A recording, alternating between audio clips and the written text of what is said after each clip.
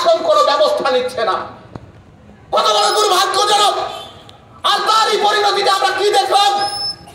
বারুইপুরে যেখানে কোর্ট থেকে বিজেপি সভার অনুমতি নিয়েছে, সেই সভা হবে, অথচ পুলিশ প্রশাসন কি করলো দেখুন, তার 100 মিটারের মধ্যে তৃণমূলকে আরেকটা সভা করার পারমিশন দিচ্ছে।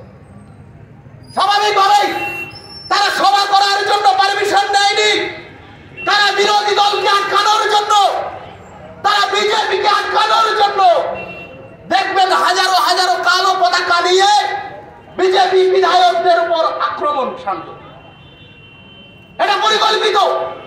আর পরিকল্পিত ভাবে আজকের এই পশ্চিমবঙ্গ সরকার জেহাদিদের সরকারে পরিণত হয়েছে। নির্লজ্জ প্রশাসন যার সমস্ত সীমা অতিক্রম করেছে। আমরা একটা কথা জানি না, এক কান কাটা যার সে রাস্তার পাশ দিয়ে যায়, আর 2 কান কাটা যার সে রাস্তার মধ্যখান দিয়ে যায়। এই পশ্চিমবঙ্গের মুখ্যমন্ত্রী হচ্ছেন 2 কান কাটা, তার কোনো লজ্জা নেই। সাধারণ মানুষ আজকে প্রত্যেকে এটা বুঝে গেছেন, তাই নির্লজ্জ তো সময়।